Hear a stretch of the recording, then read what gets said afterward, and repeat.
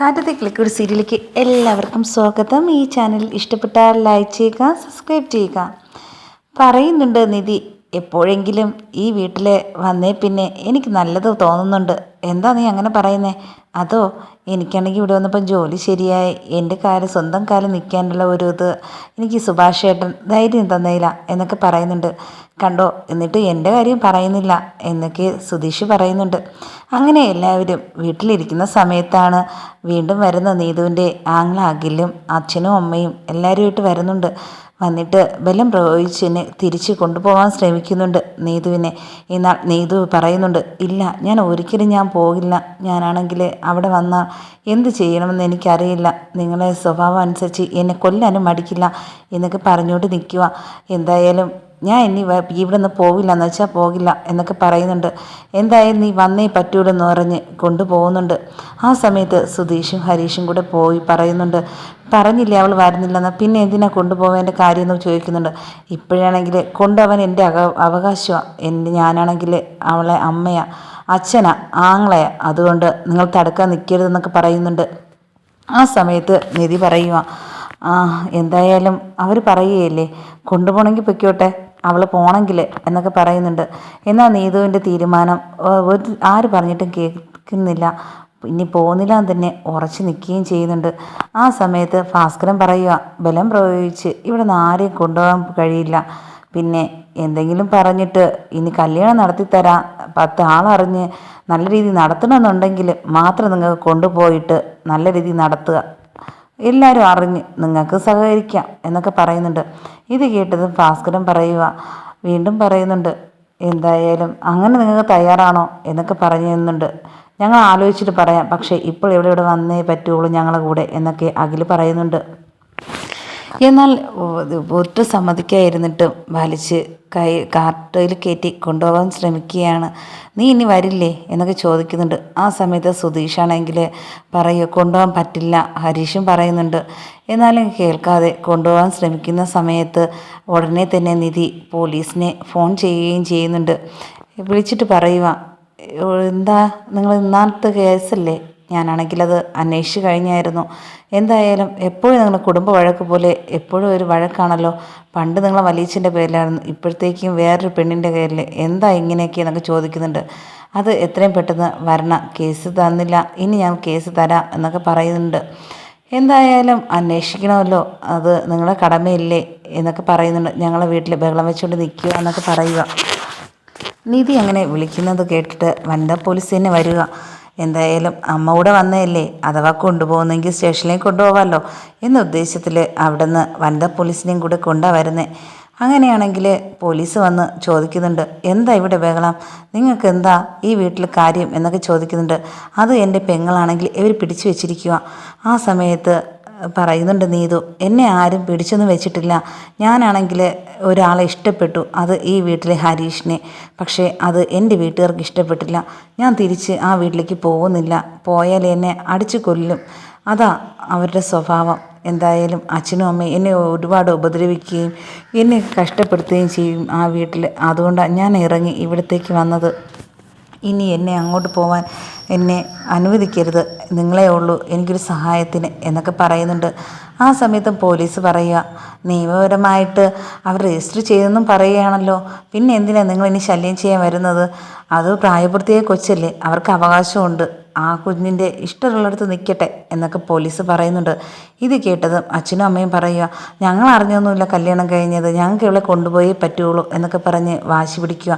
എന്തായാലും രണ്ട് വശത്തുകാരും സ്റ്റേഷനിൽ വന്ന് അവിടെ നിന്ന് ഒത്തുതീർപ്പാക്കാം, അവിടേക്ക് വരണമെന്ന് വിളിപ്പിക്കുകയും ചെയ്യുന്നുണ്ട്.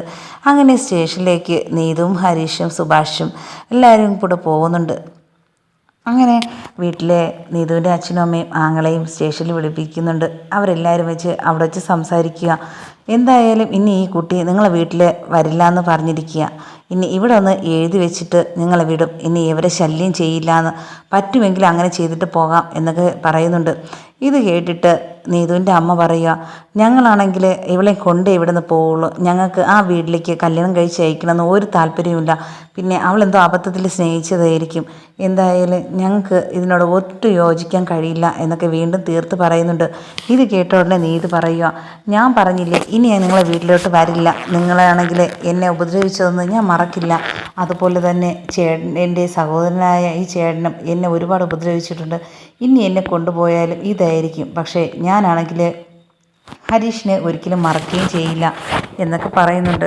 ഇത് കേട്ട ഉടനെ തന്നെ പോലീസ് പറയുക, കണ്ടല്ലോ ഇത്രത്തോളം ഇവരിങ്ങനെ പറയുന്ന സ്ഥിതിക്ക് നമുക്കിതിൽ ഒന്നും പറയാൻ പറ്റില്ല. ആ സമയത്ത് പറയുന്നുണ്ട് നിധി, എന്തായാലും ഇവിടെ വെച്ച് തന്നെയാണ് എൻ്റെ കാര്യത്തിലും അതുപോലെ തന്നെ സുധീഷിൻ്റെ കാര്യത്തിലും ഒരു തീർപ്പ് കൽപ്പിച്ച് വിട്ടത്. എൻ്റെ വീട്ടുകാർ ഇവിടെ വന്ന സമയത്ത് ഇവിടെ നിന്നാണ് കല്യാണം കഴിഞ്ഞ് ഞങ്ങൾ ആ വീട്ടിലേക്ക് വരുന്നത്, അതുകൊണ്ട് അതുപോലെയെന്ന് വിചാരിച്ചാൽ നിങ്ങൾ മാത്രം മതി എന്നൊക്കെ പറയുന്നുണ്ട് നീതുവിൻ്റെ അമ്മയുടെ അടുത്ത്. നിൻ്റെ കാര്യം പോലെയല്ല എവളെ കാര്യം എന്നൊക്കെ പറയുന്നുണ്ട്. ആ സമയത്ത് ഭാസ്കരൻ പറയുക, നിന്നെക്കാളും ഒരു വടി മുന്നേ വന്നതാ ഇവിടുത്തെ നിധി, അതുപോലെ തന്നെയാണ് ആ വീട്ടിൽ ഞങ്ങളെക്കാൾ അവകാശം ഇപ്പോൾ അവൾക്ക് ഞങ്ങൾ കൊടുത്തിട്ടുണ്ട്, ഞങ്ങളെ മോളെന്ന രീതിയിൽ എന്ത് പറയേണ്ടേയും, അതുകൊണ്ട് അവൾ എന്ത് പറഞ്ഞാലും തടസ്സം പറയേണ്ട ഒരു കാര്യമില്ല എന്നൊക്കെ പറയുന്നുണ്ട്. ആ സമയത്ത് നീതുവിൻ്റെ അമ്മ പറയുക, അത് ഞങ്ങളെ വീട്ടിൽ അങ്ങനെയല്ല, ഞങ്ങളുടെ കാര്യം അവൾ പറയാൻ ആരാ എന്നൊക്കെ ചോദിക്കുന്നുണ്ട്.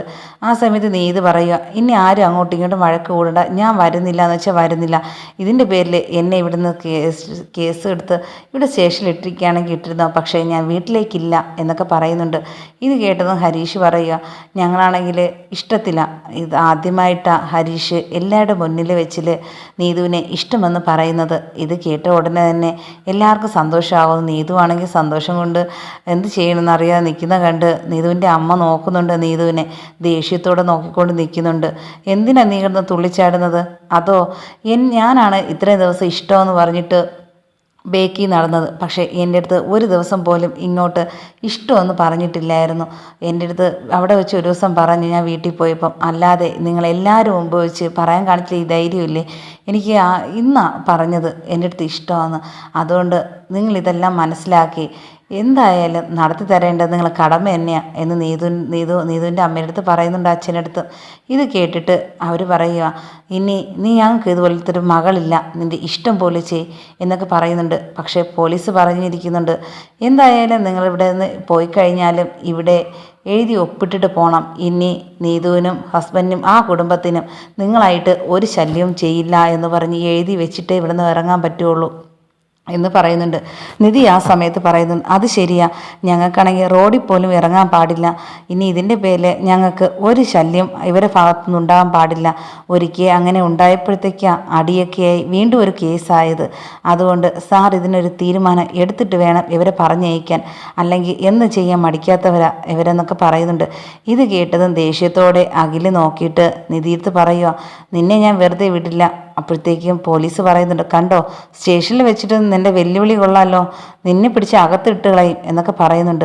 ഇത് കേട്ടിട്ട് നീതുവിൻ്റെ ഹരീഷും പറയുന്നുണ്ട്, നീതുവും ഹരീഷും, എന്തായാലും ആരൊക്കെ എന്ത് പറഞ്ഞിരുന്നാലും ഞങ്ങളാണെങ്കിൽ പിരിയാൻ തീരുമാനിച്ചിട്ടേ ഇല്ല, അതുകൊണ്ട് എഴുതി വെച്ചിട്ട് അമ്മയെ പോകുന്നതാണ് നിങ്ങൾക്ക് നല്ലത്, എന്നെ നിങ്ങൾ അന്വേഷിക്കണ്ട എന്നൊക്കെ പറയുന്നുണ്ട്.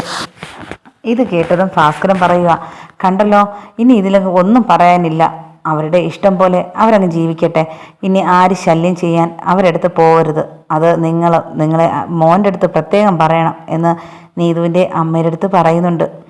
അങ്ങനെയാണെങ്കിൽ പോലീസ് പറഞ്ഞനുസരിച്ച് എഴുതി വെച്ചിട്ട് പോകുന്നുണ്ട്, ഇനി അവർക്കൊരു ശല്യം ഉണ്ടാവില്ല എന്ന് പറഞ്ഞിട്ട്.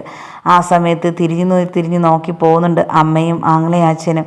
എന്നാലും ഞങ്ങൾ നാണം കെടുത്തിയില്ലേ എന്നൊക്കെ മനസ്സിൽ ചിന്തിച്ചുകൊണ്ടും, അതുമാത്രമല്ല ഇത്രത്തോളം ഞങ്ങളെ നിരാശപ്പെടുത്തിയില്ലേ എന്ന് വിചാരിച്ചുകൊണ്ടും അവരിറങ്ങുകയാണ്. ആ സമയത്ത് ചിരിച്ചുകൊണ്ട് നോക്കുന്ന സുധീഷിനെ കണ്ട് അഖിൽ പറയുന്നുണ്ട്, ഞാനാണെങ്കിൽ ഒന്നും പറയണ്ടെന്ന് വിചാരിച്ചതാ, പക്ഷേ ഇനിയാണെങ്കിൽ എൻ്റെ കളി കാണാൻ പോകുന്നത് നിങ്ങൾ എന്നൊക്കെ പറഞ്ഞിട്ടാണ് പോകുന്നത്.